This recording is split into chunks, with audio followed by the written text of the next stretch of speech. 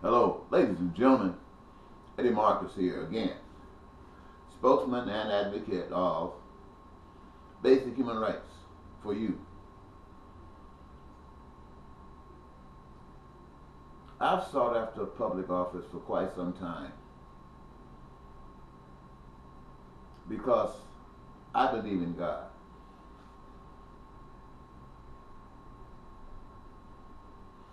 When I walk on the ground, I see God.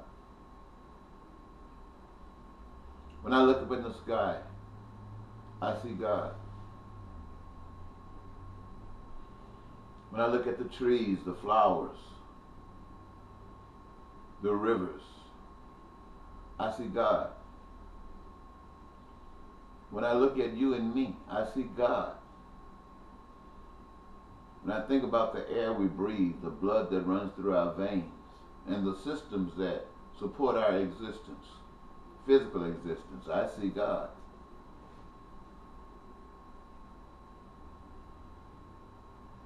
When I think of love, I see God. When I see hate, I think of the anti-God.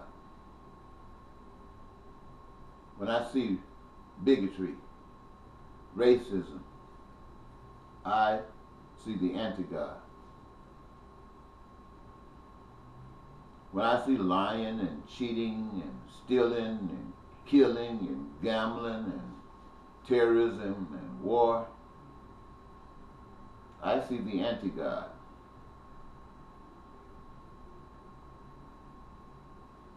Now, like all of you, I haven't and am not perfect. And probably the reason is when I violate those things that represent God, I'm not immediately thrown into jail or imprisoned. And so I constantly believe that I got some time to make it right, to change my way. And so when I look at you, I extend to you the same privilege.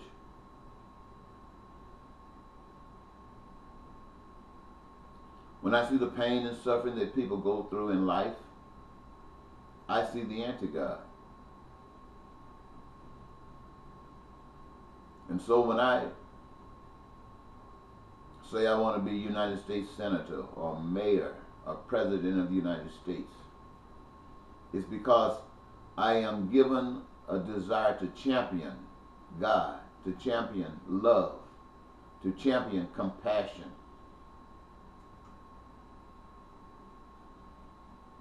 Not just for some people, but for all people. And my hope is that there are enough people out there who recognize God, who have respect for God, that they would empower such an endeavor.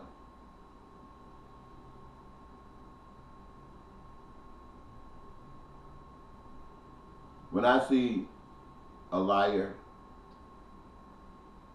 that's supported by others, when I see hatred and bigotry and racism and killing and stealing that's supported by others, I see those others in league with the anti-God, just as I am if I do the same thing. And I know that there's no good outcome for those who support the anti-God except they change.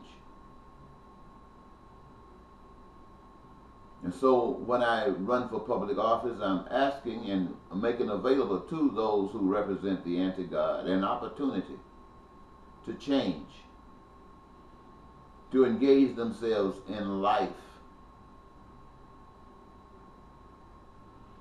As such, I recognize those things that are common amongst all people for survival, like food and clothing and shelter and education and health care. These are major things. There's so many other things that we can indulge ourselves in, but these are major for survival. And since the material resources necessary for the application of these things are here already, I see God. And the fact that we as human beings have been given certain knowledge, certain skills, that we can abstract from these resources that which we need, as we have done, I see God.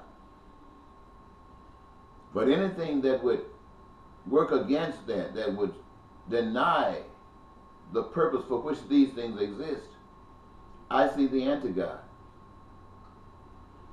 And so my seeking to be mayor or governor or United States senator or president is to say to the people of America, it is time we stopped riding the bandwagon of the anti-God. At least for me it is. And so I champion God. And even now, having gone to jail and prison for committing crimes against a system that represents the anti-God, just to get your attention, to let you know that to me, you are real. Your hopes and aspirations and desire for dreams are real. But the way that the anti-God is manipulating people, they will never work for all people. And so I stand before you and say, we can do this. But we got to respect the God of our creation and not the anti-God of our destruction. Right now I'm asking the people of the state of Minnesota to choose me by writing me in as the next United States Senator from Minnesota. Not for a political party, but for God. And when I say for God, I mean for the citizens of the state of Minnesota, which means, translated into, that which brings them peace and prosperity and happiness in their lives. That which is necessary and very effective in assisting their dreams to be real. I make it no secret. In 2020, I would like to be president. What? For a bigger platform to speak from about the same things that I'm speaking to you about today and have been speaking about for the past 30 some odd years. To make this nation a beautiful nation. A nation where there's no need for crime and violence.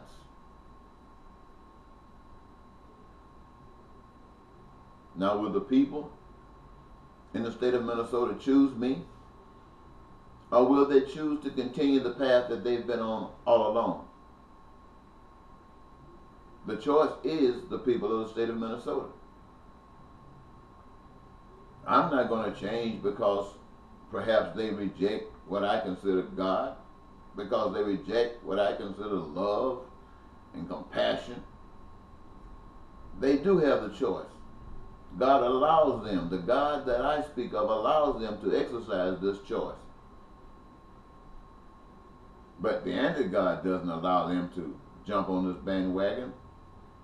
The anti-God is watching them in everything they do. Smart TV, smartphones, smart watches, cameras everywhere, watching them, watching you. So if you can do anything out of line based upon what they have prescribed for you, you can be held accountable. Or tie you down to a seat so you can never stand up with your back straight. This is what the anti-God is doing. But only the freedom and love and understanding from God will give you the backbone to stand up in spite of all these things, because the victory comes from God, not the anti-God. So ladies and gentlemen, I've taken this moment, this very short moment, to see if I can compile and say to you some of those things I've been saying to you in a few minutes, to remind you that the power to make this world a beautiful world is in your hands. God has done its part. It is now our time to do or not do. And so I want to be on the side of doing that which is good. I'm not going to point my finger at you and say, you won't, and that what I'm doing is a waste of time, so I might as well join with you. No, at the end of the day, I want to be on the side of knowing that I cared about you, that I stood up for you, even as much as the weight of the anti-God was pushing you down. I will still stand and speak truth to power. Why? Because it is an expression of the truth of love that God has for you, and my recognition of it, my commitment to it, and the evidence that for me it's real. Thank you so very much, ladies and gentlemen.